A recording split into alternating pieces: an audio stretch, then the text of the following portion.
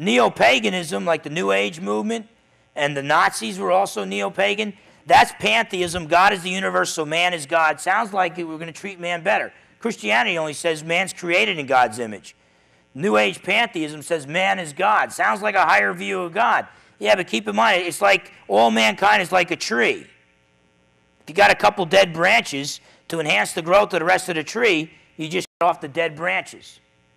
Which is why Barbara Marx Hubbard, who was an advisor to President Jimmy Carter, now she speaks in high places in United Nations circles, famous New Age author Barbara Marx Hubbard is calling for the extermination of 1 out of every 4 people on the planet Earth because we refuse to believe that man is God. She's talking about traditional Christians, traditional Muslims, and traditional Jews.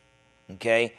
But the Nazis were neo-pagan. See, when it's this worldly pantheism, you're saying man is God. We want to bring on the next stage of the spiritual evolution of mankind. We want to bring it on now. And to do that, we have to weed out the undesirables. It leads to genocide. Millions are tortured and slaughtered. Forget about women's rights and no religious freedom. You want to see what the Nazis did with human rights? They believed the only purpose for women. By the way, the Nazis were very pro-homosexual. You don't believe me? Read The Pink Swastika by a Christian and a Jew, Abrams and Lively, and all the documentation is there. Now, it's a tough book to read, but the Nazis were very pro-homosexual. They did have some political enemies who happened to be homosexuals. They were the guys that were arrested and given the pink triangles, but the Nazis were very politically correct. Atheistic evolution, survival of the fittest, it leads to racism and genocide. You don't have that teaching, as Ron Carlson was saying, you don't have the teaching that all men evolved equally. The real history of Christianity, Christianity is the bright spot in the midst of the darkness and all the murder and all the slaughter. Christianity is the bright spot. The real history of Christianity, we're the ones who built the hospitals, as Ron Carlson was saying, the schools, the orphanages. We're the ones who fought to abolish slavery. We're the ones who now fight to save the lives of the unborn and the helpless, like the disabled, like Terry Schiavo. We're the ones who feed the hungry. The women's rights movement was started by Christians until it was hijacked recently by Marxists and lesbians and Wiccans, and the list goes on and on.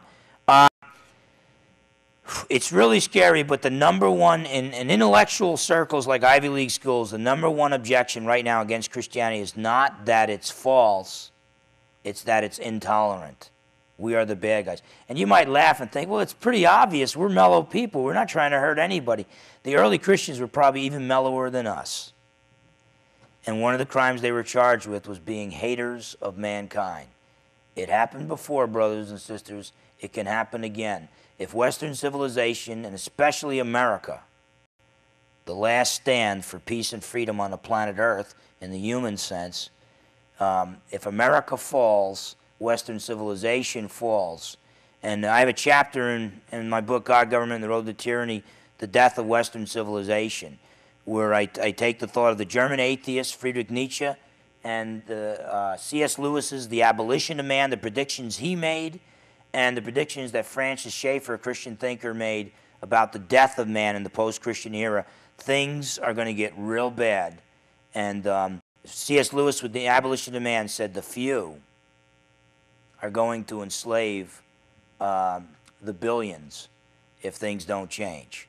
And let's proclaim the truth, and hopefully we can turn things around. But even if we can't, just remember, your citizenship is in heaven, not here below. I love America, but I love Jesus more. If America decides to go down the tubes, that's all right. You know, if our leaders let us down, that's all right, because my ultimate leader, the King of Kings and the Lord of Lords, he ain't never going to let me down. And you can be secure about that.